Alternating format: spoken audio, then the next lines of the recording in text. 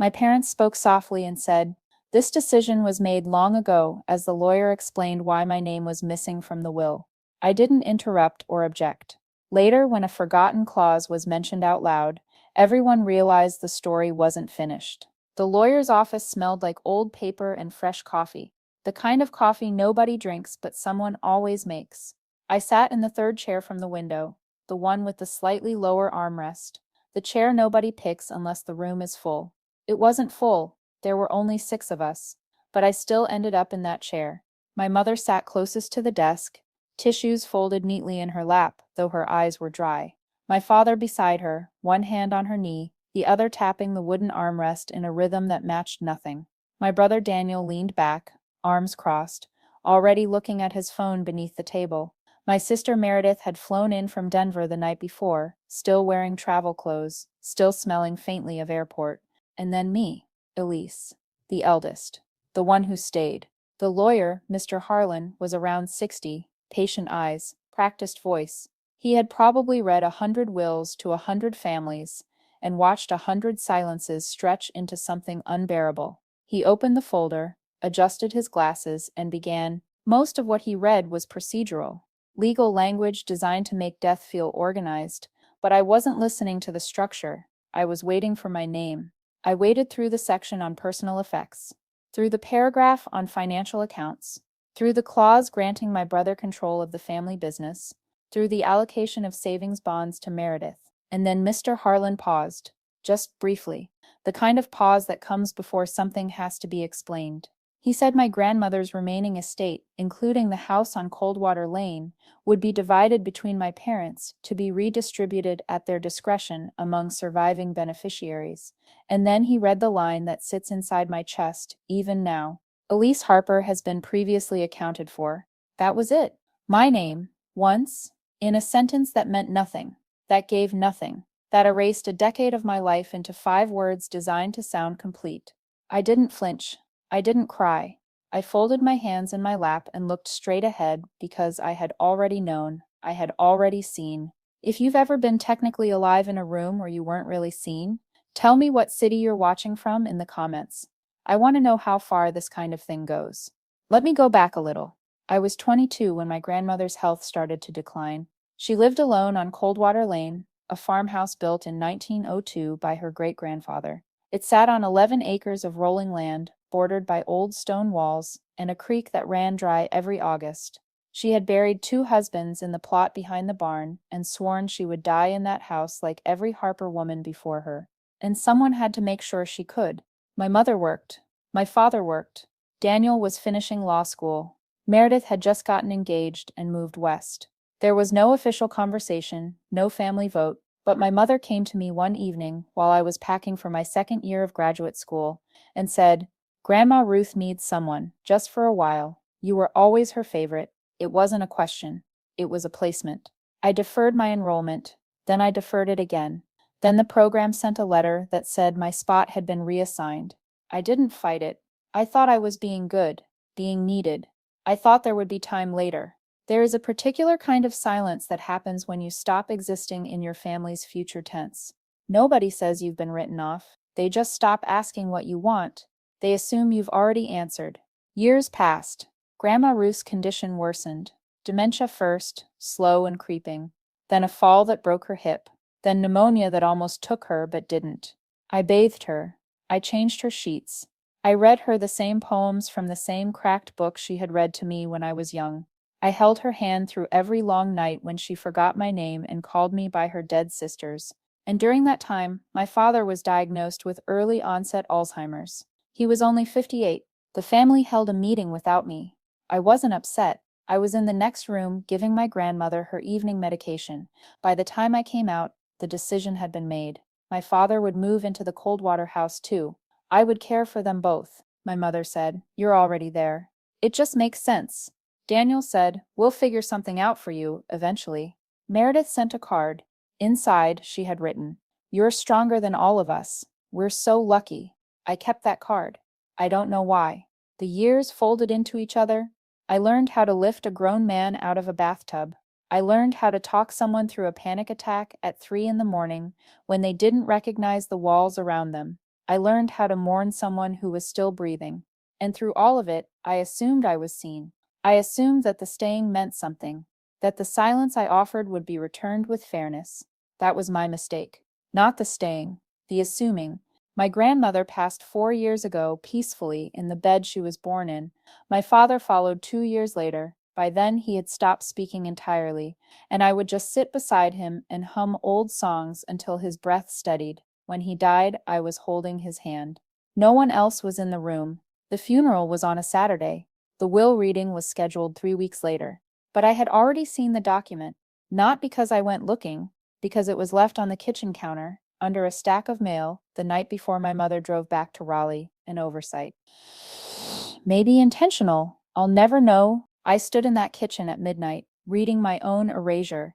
Every room of that house held my fingerprints. The medicine cabinet I organized. The floorboards I sealed after water damage. The garden I replanted 6 times over a decade, because my grandmother couldn't remember it was already done. And my name was nowhere. Not once. Not as a beneficiary. Not as a steward. Not as anything previously accounted for.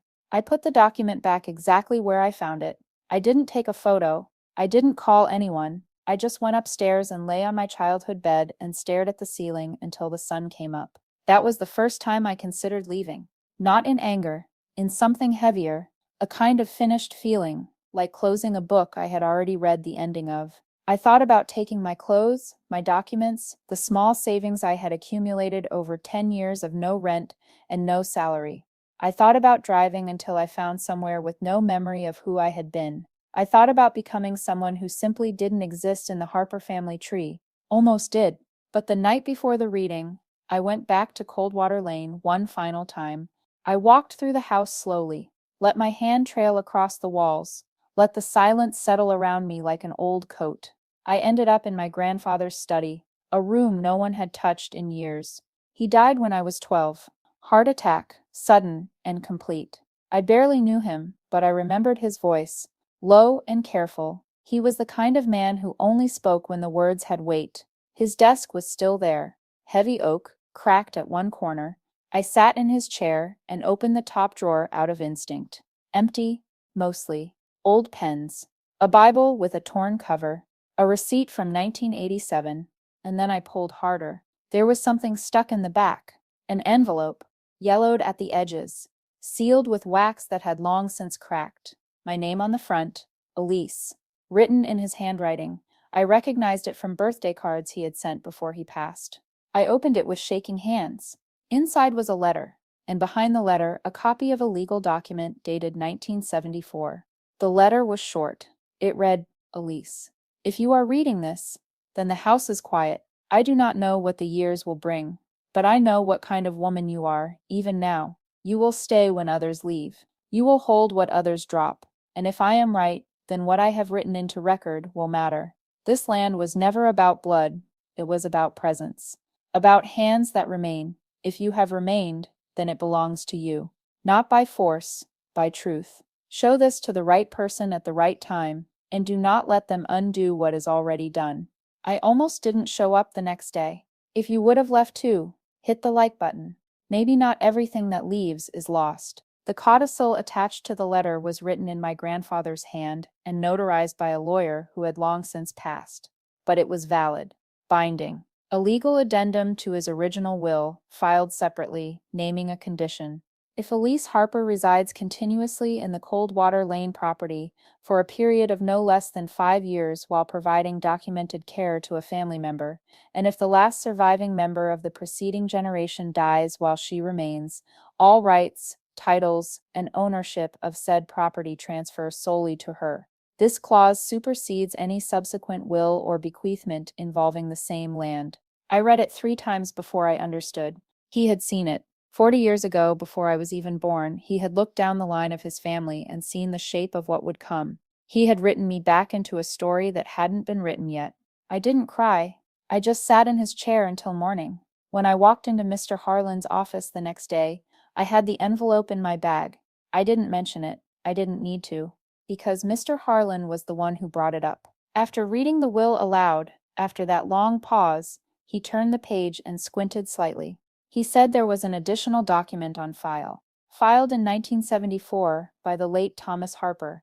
It had been flagged during a recent title search, but not reviewed in detail. He apologized for the oversight. He said he would now read the relevant section. The room went still. Meredith looked up.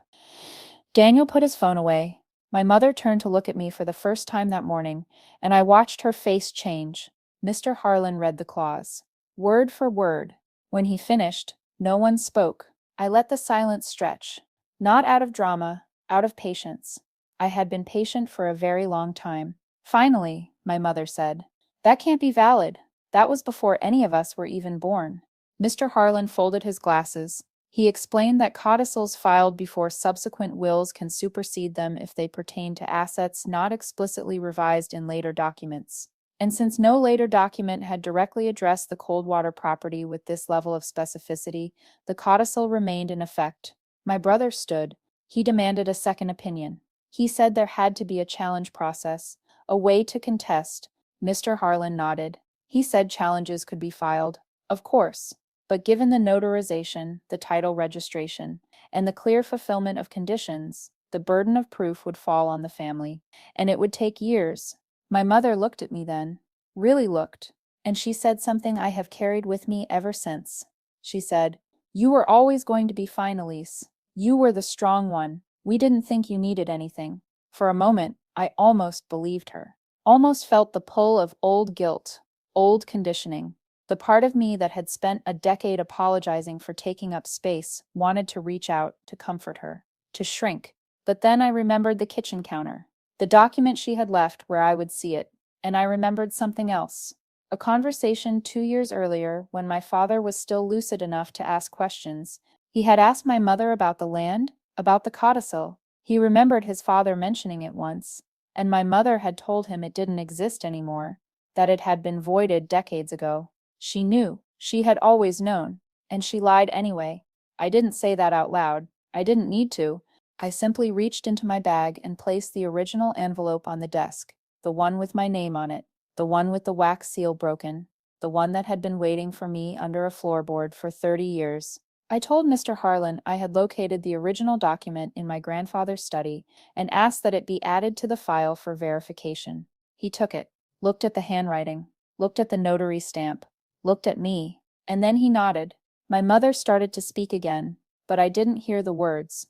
I was already standing. I didn't shout, didn't explain, didn't give them the performance they expected.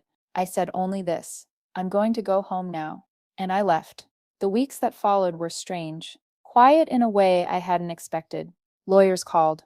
Papers were signed. My brother attempted to file a contest, but withdrew it after his own attorney advised him the case was unwinnable. Meredith sent a long email asking if we could talk. I didn't respond. My mother came to the house once. She stood on the porch and knocked, and I opened the door and waited. She asked if I was really going to do this, if I was really going to cut them all off from the only legacy the family had. I told her the house wasn't a legacy. It was a place, and places belong to the people who stay in them. She left without another word. I changed the locks the next day. There's a particular kind of freedom that comes when you stop waiting for people to choose you, when you stop believing that if you just stay quiet long enough, if you just help enough, someone will finally see you. They won't, and that's not your failure. That's theirs. I live in the house now, alone. I wake up to the sound of birds and the creek running through the back field, full again after the spring rains. I drink my coffee on the same porch where my grandmother used to sit and tell me stories about the women who came before us. I think about her often, about whether she knew what her husband had done, about whether she ever imagined it would come to this. I think about my grandfather, too, a man I barely knew but who somehow saw me more clearly than anyone still alive. I planted a new garden last month, tomatoes and squash and a row of sunflowers near the fence. I don't know if they'll take, but I like the trying. Sometimes I imagine my family driving past, seeing the lights on, knowing they can't come in. I don't feel joy at that thought. I don't feel revenge. I just feel done. The legal transfer was finalized 2 weeks ago. My name is on the deed. My name is on the title. My name is on the tax records, and the trust and every document that says this land belongs to someone. It belongs to me now.